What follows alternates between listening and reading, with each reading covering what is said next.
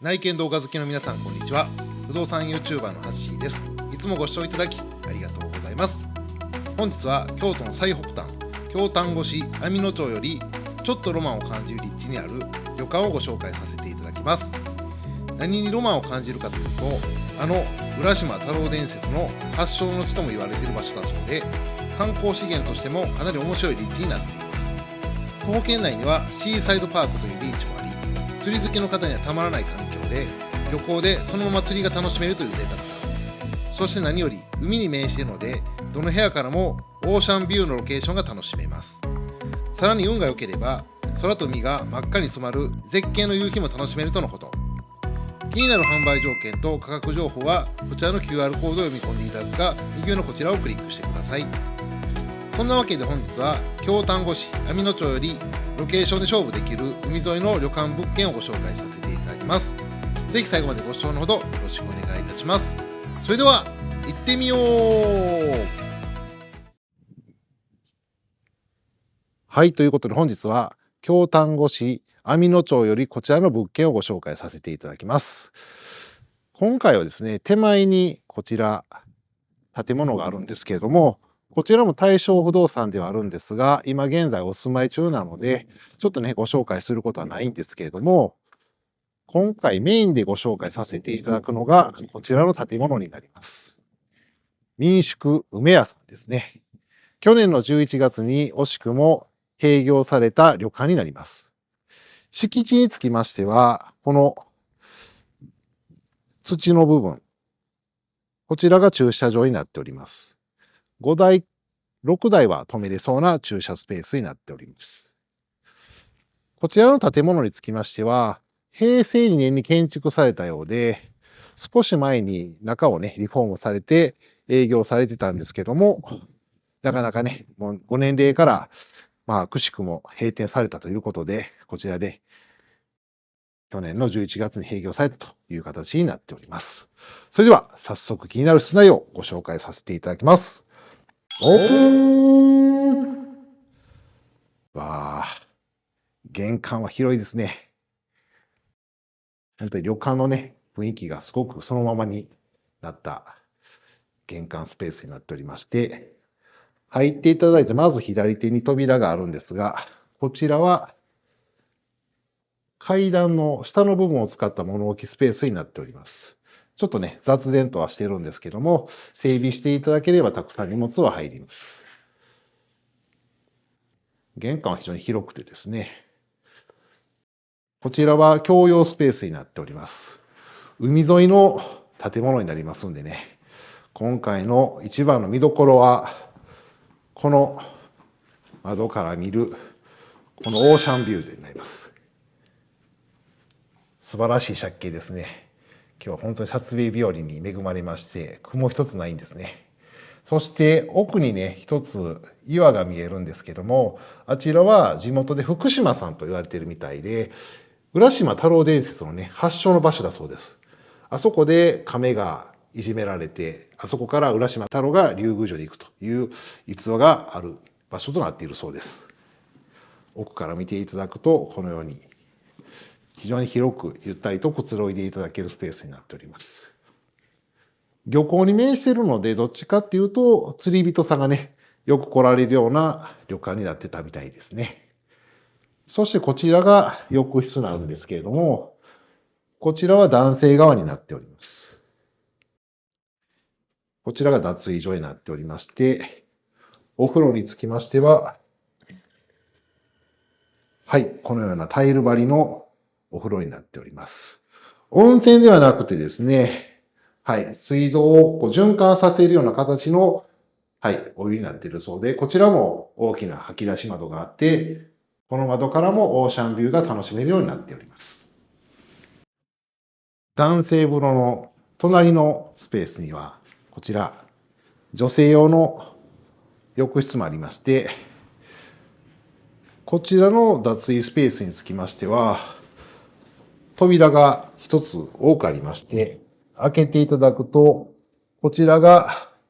ボイラー室になっております。この給湯器が男性用で、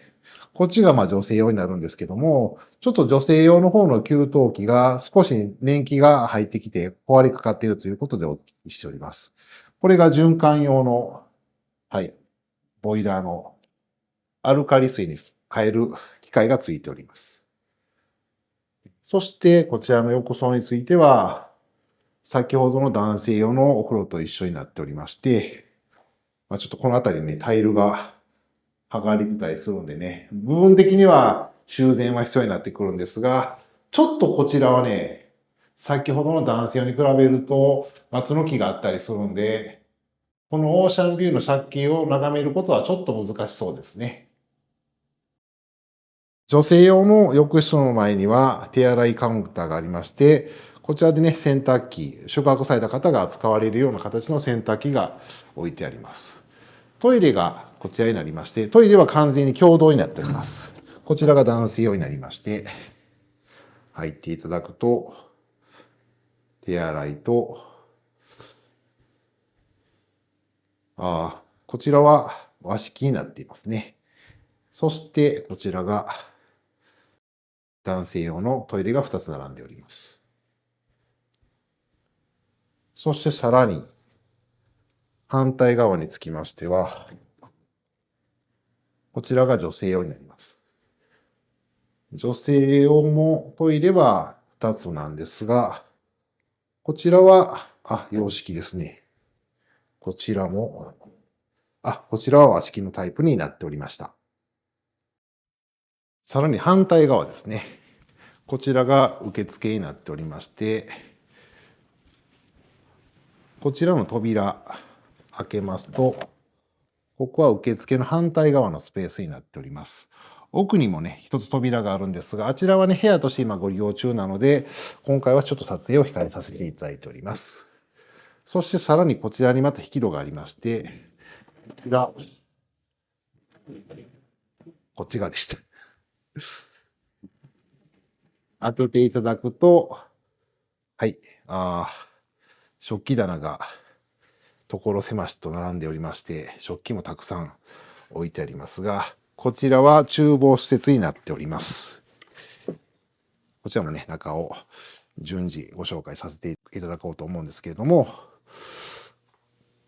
こちらはね、ちょうどね、2階に上がる階段がついております。これは後ほどね、ご紹介できればなと思っているんですが、こちらが厨房スペースになっております。もともとはね、料理も振る舞っておられたんで、かなり多くの食器がきれいに並べてあります。このままね、旅館業を営んでいただけるんでしたらね、ちょうど使い勝手は、揃えなくていいんでね、いいとは思います。ただちょっと素泊まりでね、経営されたりしてたみたいなんで、最後の方は、ちょっと使っておられないところも、ところどころにあるんですが、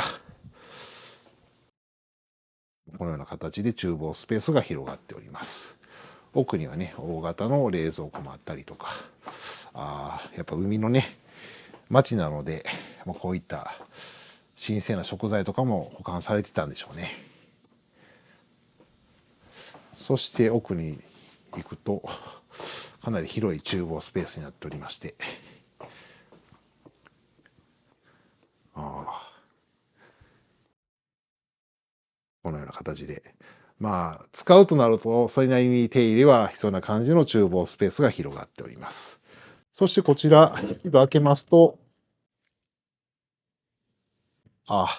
っと荷物で塞がってますけれども、直接通路部分に出られるようになってますね。先ほど開けました扉の反対側に来ております。このような形でたくさん荷物があったんでね、出られなかったんですけれども、こちらにも折れ戸の扉がありまして、開けていただくと、ちょっと暗くて大変恐縮なんですけども、下の空間を使ったフリースペースになっております。ちょっとここにね、物をしまっていただくことができるようになっております。そして、こちらが喫煙ルームですね。奥にね、手洗いはついてるんですが、ちょっと暗くて見えないですね。水は止めておられるそうです。そしてこちらの扉を開けると、こちらは、広いですね。宴会場で使っておられた約15畳ほどの和室になっております。お片付けされている関係でね、荷物がこう置いてありますけれども、この宴会スペースは、ほぼ手入れなくご利用いただける広いスペースになっております。ここね、床の間スペースも非常に広いですね。そして何よりですよ、やはりこの宴会場から見るこのオーシャンビュー、最高じゃないですか。福島さん、ね、先ほどご紹介させていただいた岩も、ここからね、眺めていただくことができます。本当に今日はね、撮影日和に恵まれた日に来させていただきました。さらにその奥にですね、ちょっと真ん中に、通路のようなスペースが設けてあるんですが、この建具は外すことができるので、つなげていただくと、こちらにもね、約 12.5 畳ほどの和室がありますんで、全部足すと30畳ほどの宴会スペースになるといった形になっております。さらにこちらの障子開けますと、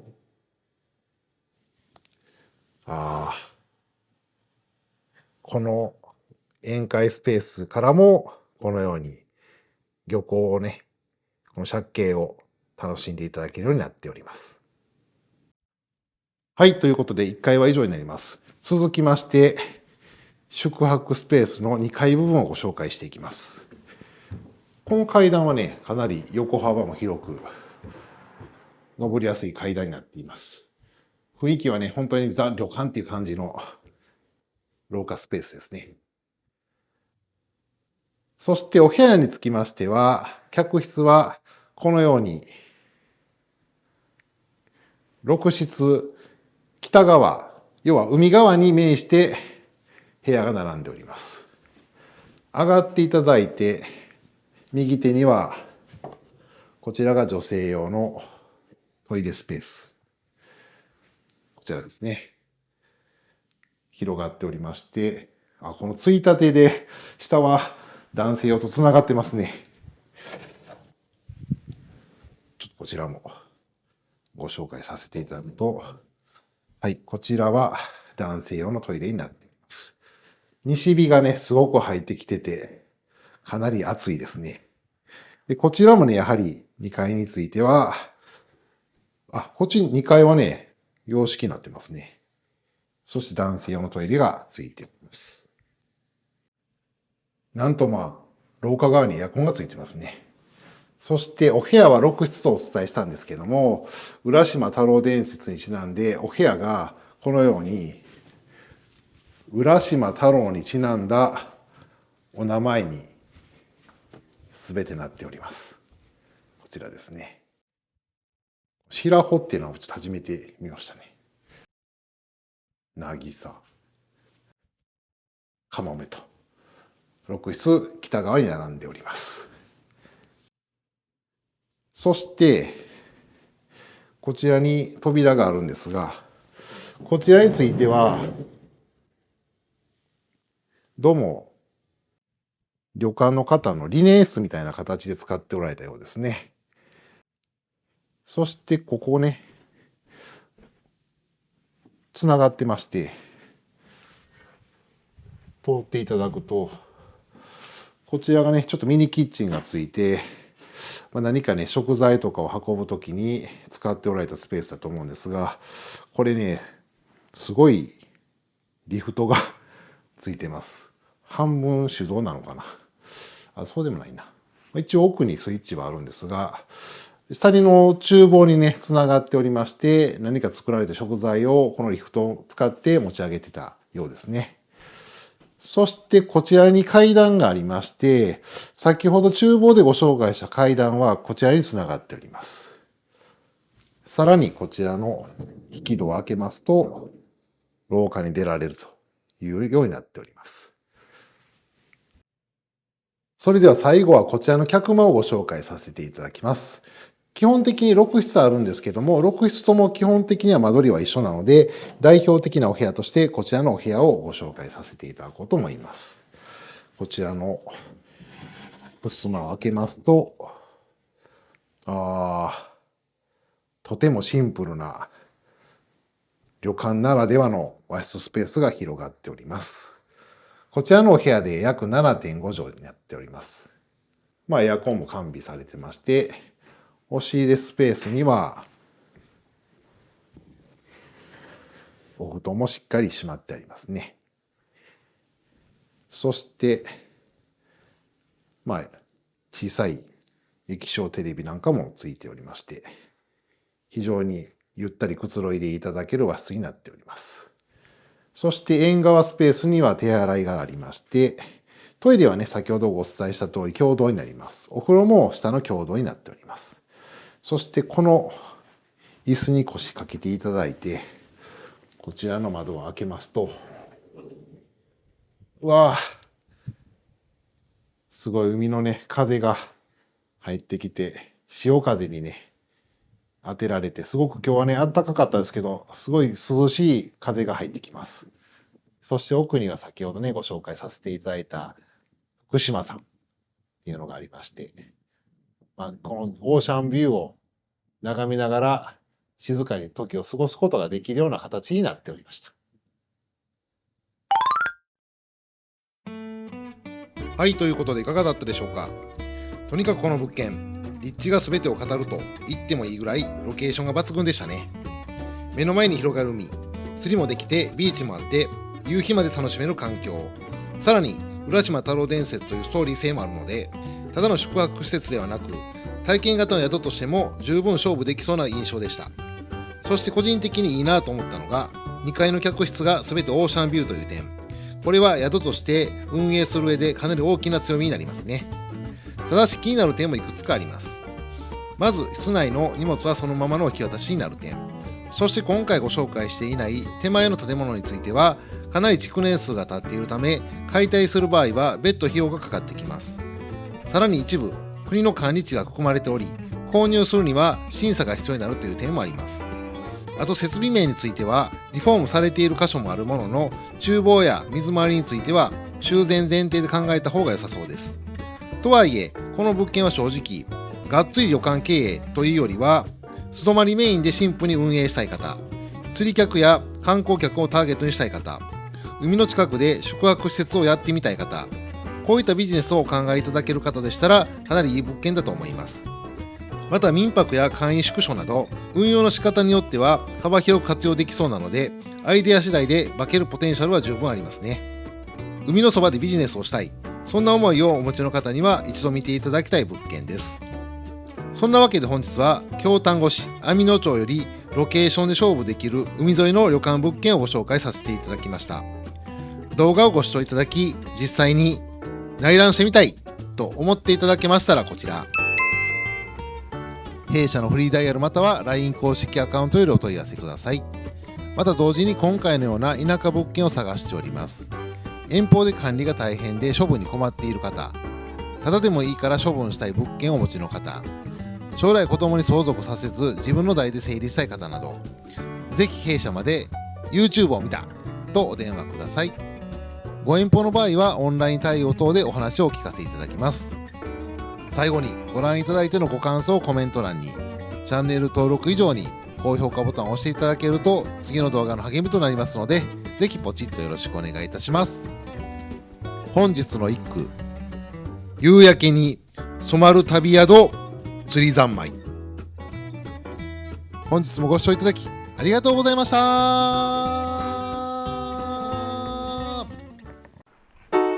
猫ちゃん